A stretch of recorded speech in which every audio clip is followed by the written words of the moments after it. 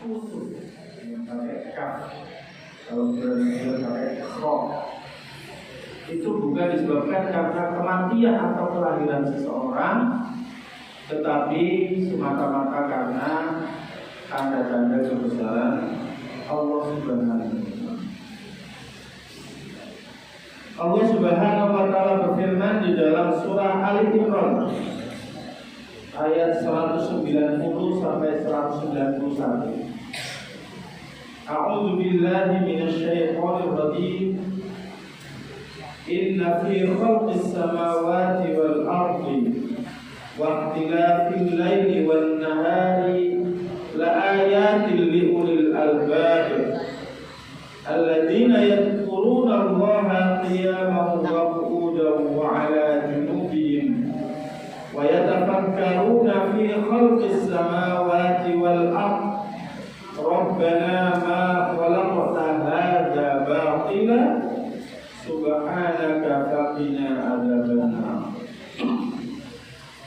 Sesungguhnya di dalam penciptaan langit dan bumi dan pergiliran malam dan siang adalah merupakan tanda-tanda daripada kebesaran Allah bagi orang-orang yang berakal, yakni orang-orang yang senantiasa berzikir kepada Allah pada saat dia berdiri, pada saat dia duduk maupun dia berbaring, dan mereka senantiasa memikirkan ciptaan Allah Subhanahu wa Ta'ala yang ada di langit dan di bumi, seraya berdoa, Rabbana ma khalaqta hadza batila.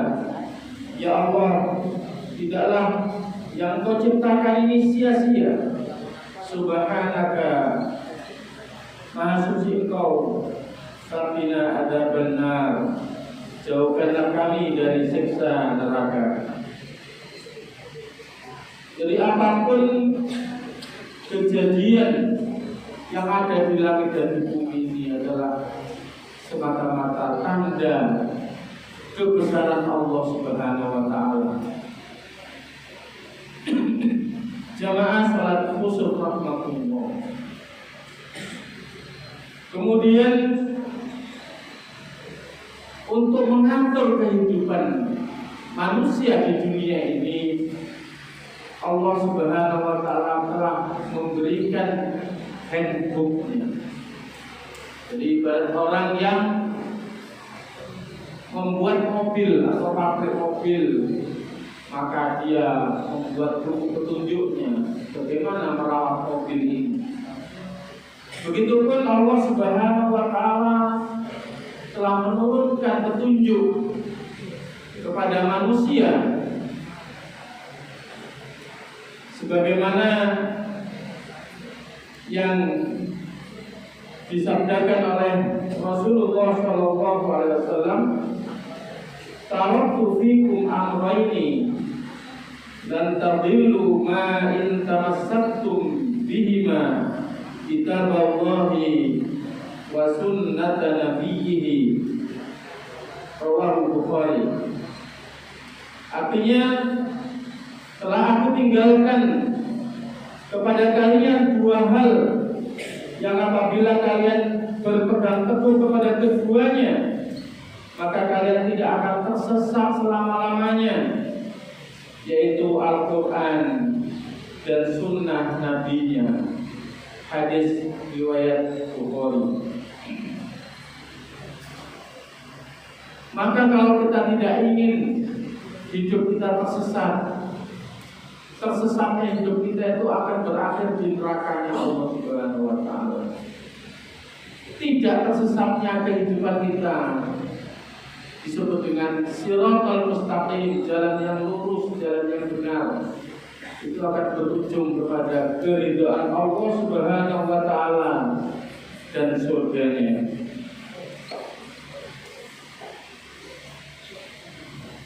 Maka Allah Subhanahu wa Ta'ala berfirman, Ya ayyuhan nabi, ya ayyuhalladzina amanu dukhulu fis silmi kafah wa la tattabi'u khutuwat khutuwati syaitan innahu lakum aduwwum mubin. Quran surat Al-Baqarah ayat 208. Wahai orang-orang yang beriman, masuklah kamu semuanya ke dalam Islam secara keseluruhan. Wala tattabi'u khutuwati syaitan.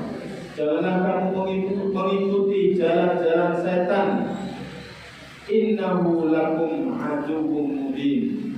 Sesungguhnya setan itu adalah musuh yang nyata bagimu.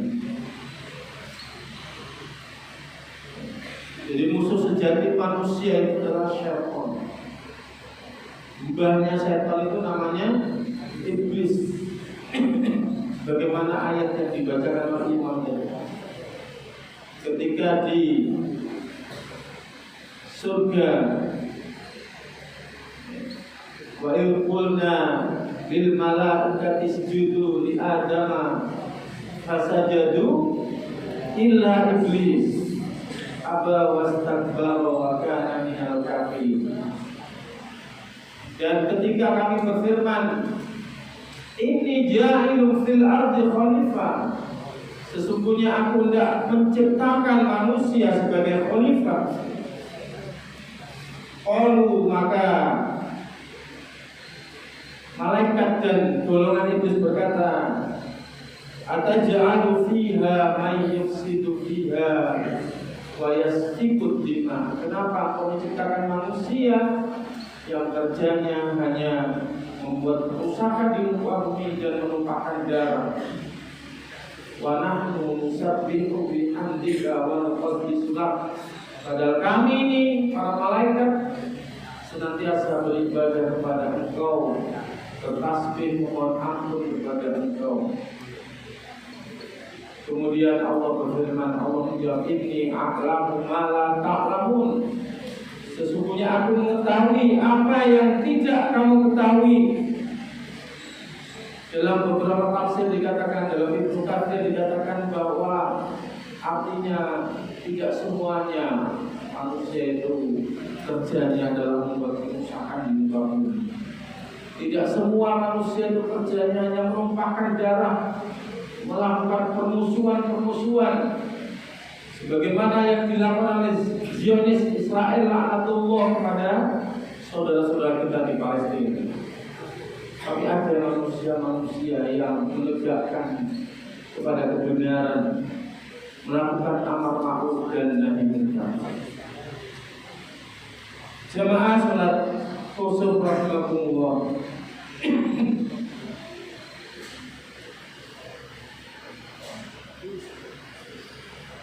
Allah Subhanahu wa taala juga memberikan penjelasan kepada manusia bagaimana sih kita mengatur kehidupan antara kehidupan duniawi dengan kehidupan ukhrawi, antara orientasi kebahagiaan dunia dengan kebahagiaan akhirat itu. Allah Subhanahu wa taala berfirman di dalam surat Al-Qasas ayat 77. A'udzu billahi minasyaitonir rajim. Wabtaghi fima ataqallahu ad-daral akhirah wa la tansa nasibaka minad dunya wa ahsin kama ahsanallahu ilaika wa la tabghil fasada fil ardh innallaha la yuhibbul mufsidin. Artinya, dan carilah olehmu akan apa-apa yang Allah anugerahkan kepadamu, yaitu kebahagiaan akhirat. Tetapi jangan engkau melupakan kebahagiaanmu di dunia ini. Wa ahsin kama ahsanallahu ilaika, dan berbuat baiklah sebagaimana Allah telah berbuat baik kepadamu. Wala tabghil fasada fil ardh, dan janganlah kalian membuat kerusakan di muka bumi ini. Innallaha la yuhibbul mufsidin. Sesungguhnya Sesungguhnya Allah tidak menyukai orang-orang yang membuat kerusakan. Jadi orientasi hidup orang yang beriman itu adalah mengejar kebahagiaan akhirat tanpa melupakan bahagia kita di dunia. Berbeda dengan orang kafir. Kalau orang kafir tidak ada keinginan kebahagiaan akhirat. Yang dikejar adalah kebahagiaan di dunia ini. Walaupun akhirat dia akan diadab oleh Allah Subhanahu wa taala, dia tidak peduli. Tapi orang yang beriman orientasinya adalah keridhaan Allah dan kebahagiaan akhirat. Tanpa kita meninggalkan dunia ini.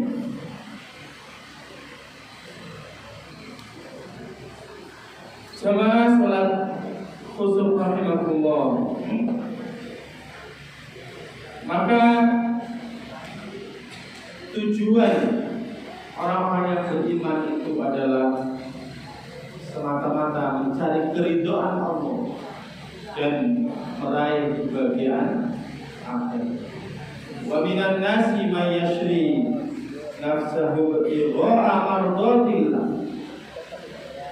Dan di antara manusia ada orang-orang yang mengorbankan dirinya, ada orang-orang yang berjuang untuk meraih keridhaan Allah Subhanahu wa taala. Dan yang terakhir, setelah kita meraih keridhaan Allah, yang berikutnya adalah kita meraih keridhaan orang tua kita. Karena Rasulullah SAW bersabda, ridallahu fi ridal walidain wa suhtullah suhtul walidain. Keridhaan Allah adalah di atas keridhaan kedua orang tua kalian. Kemurkaan Allah juga di atas kemurkaan kedua orang tua kalian.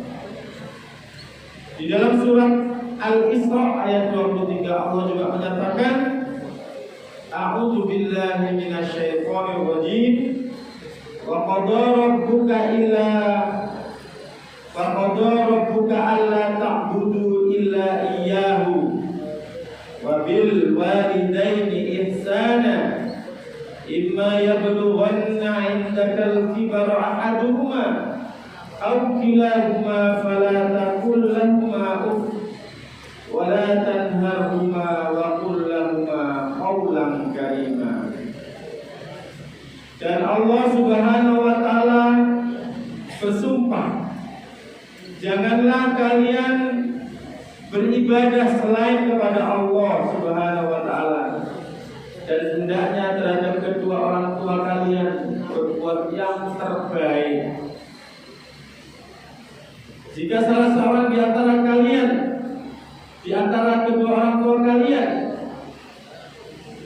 hidup sudah tua dan dalam perawatan kalian, ataupun salah seorang dari keduanya, maka janganlah kalian berkata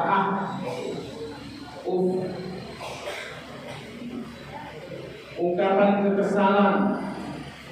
Jangan kalian bertindak kasar kepada keduanya, dan katakanlah kepada keduanya perkataan yang mulia. Seorang ulama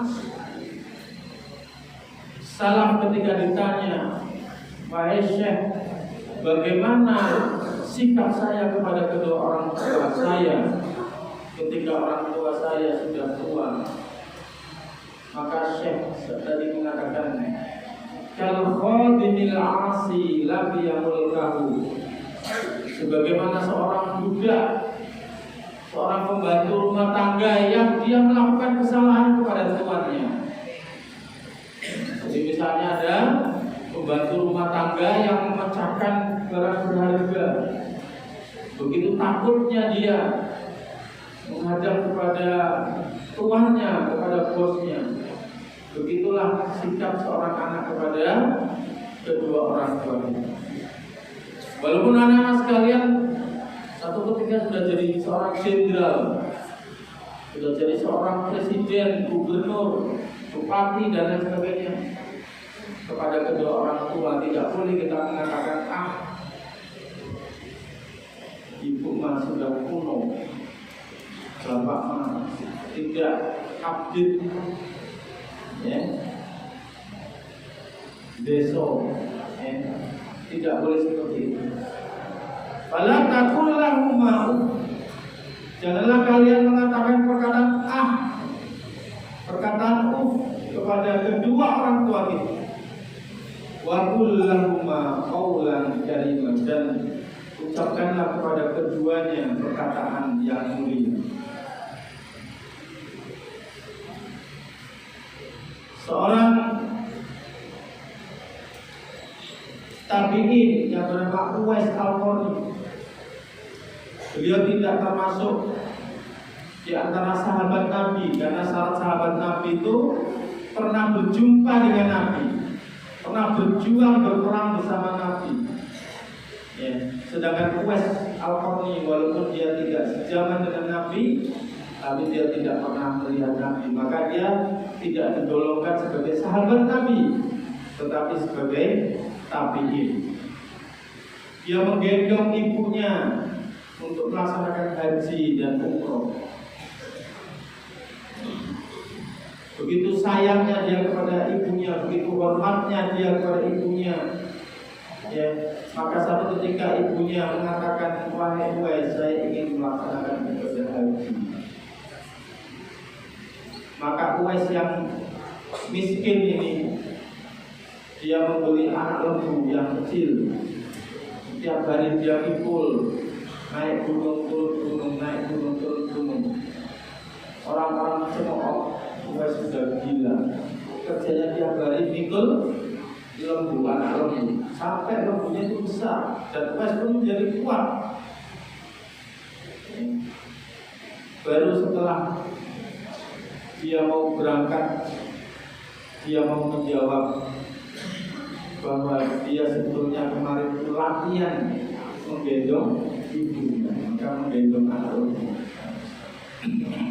Maka Uwais yang lahir di Yaman, dia menggendong ibunya untuk melaksanakan ibadah haji ke tanah suci Mekah Al-Mukarramah dan Madinah Al-Munawwarah.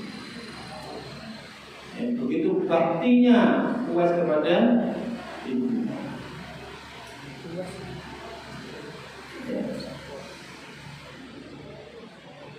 Ibnu Qayyim Al-Jauziyah pernah ditanya, wahai Imam Ibnu Qayyim Al-Jauziyah, seandainya saya telah menggendong ibu saya